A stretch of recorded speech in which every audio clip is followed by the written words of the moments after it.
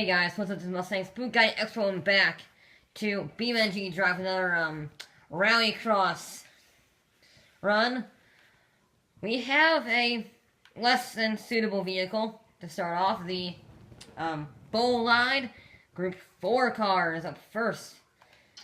Yeah, I wanted to see how a less than ideal car would go around this course. Because the previous episode started off with 3 very good rally cars, or off-road vehicles. This, not so much. Yeah, the Bolide, maybe not the best vehicle for the job. I mean, it is a race car, but this is not exactly its home on this course. Plus, it's very oversteery. Very oversteery. So it can't be full throttle in some areas. But I do carry lovely corner speed around here. And the brakes are very, very good. And we almost run wide. But not quite. We get some speed of 70 miles an hour before slamming on the brakes. But the front end dug in to the rock, caused a little bit off, and that pretty much ruined our run. Yeah. Besides the oversteer, there's not too much wrong with this vehicle. Not too much I can complain about. It actually deals with the jump surprisingly well. I mean, sure, it's not the greatest thing, but it deals with it almost as well as the Bronco that went out last week. So we do have major problems with the oversteer, and there we go. That oversteer is what's doing us in. It's not the that oversteer is giving us massive problems. Yeah, it's peculiar, because I thought the bumps and the jumps would have the problems with this car, but no, it's the oversteer. And I figured this would be slightly oversteery. It's rear-wheel drive after all, rear-wheel drive race car for that matter. In first gear, it's going to struggle on a rally course. But I didn't think it would struggle this much.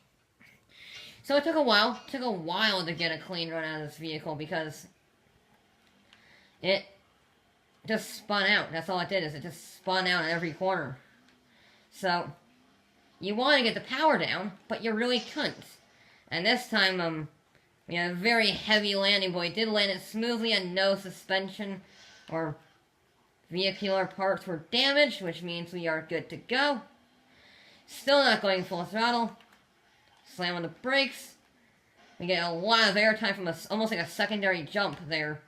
Yeah, very peculiar. I think what happened is I'm going much faster on that jump early on with the other vehicles that have gone on this course so far, which means, I don't know when we hit that secondary bump, but that secondary bump launched us skyward in this thing because we don't have that type of speed around this course.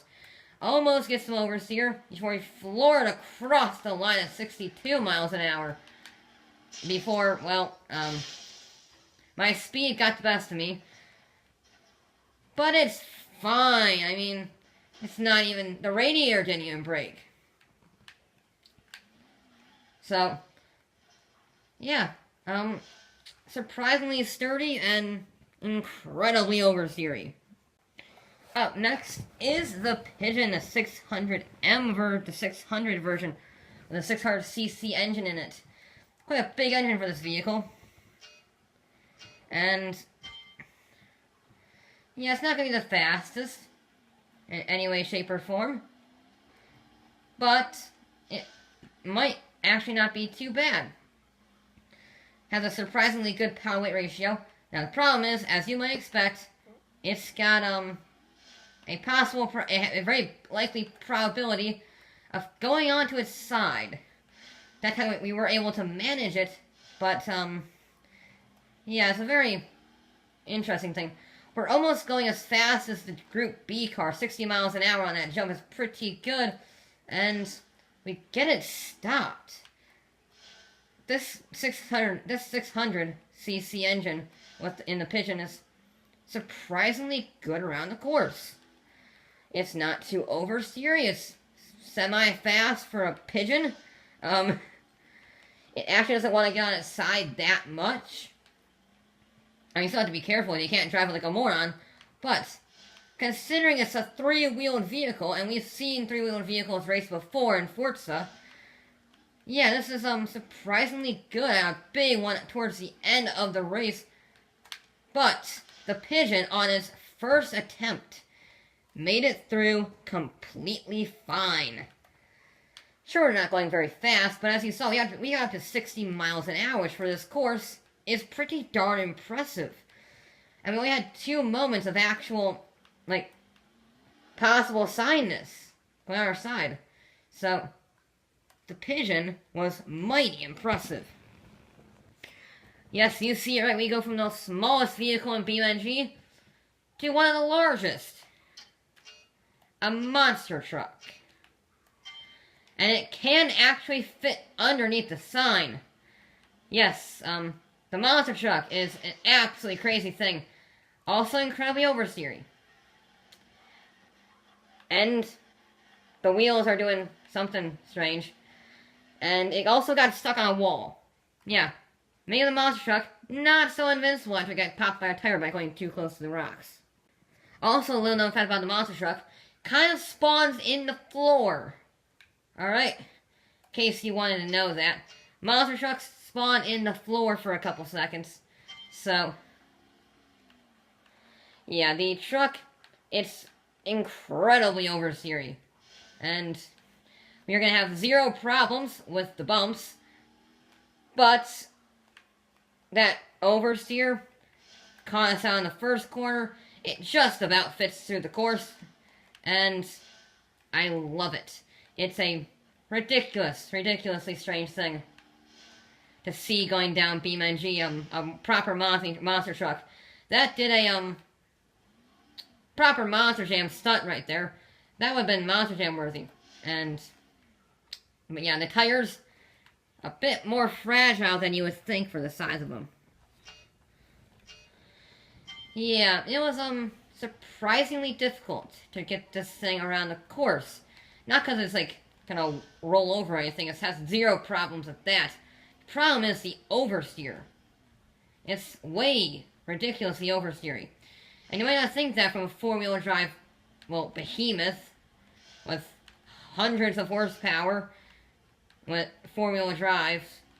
But the problem is, it doesn't have four-wheel steer. That's what helps the monster trucks in real life stay, well, proper in how they're going, with the way they're going. But this, it doesn't have four-wheel steer, because that's not in the game.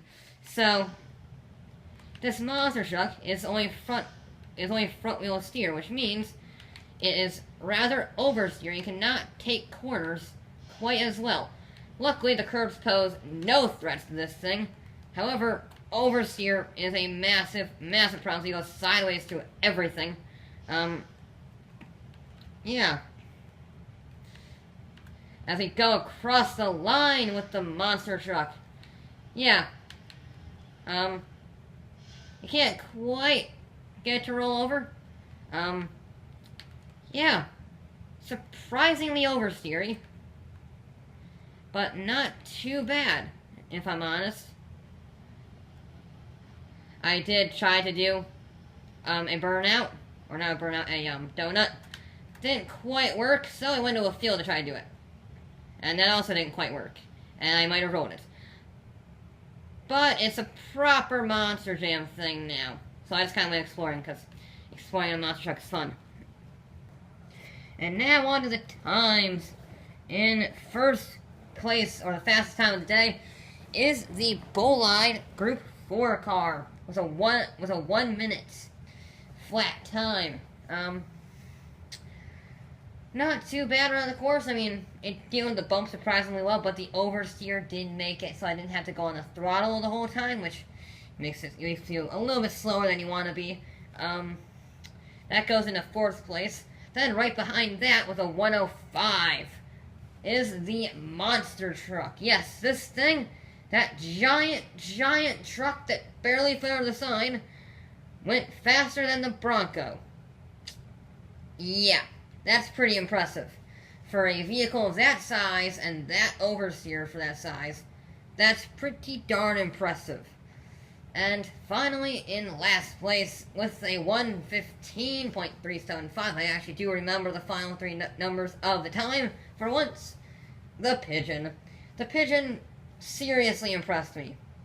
I was amazed that it made it as well as it did. On its first try, it got that run. So, pretty impressive from the Pigeon, a bit of an underdog. Sure, it's the slowest time, but it's only 4 seconds off a Bronco. And it's a 3-wheeled Pigeon that has a 600cc engine in it.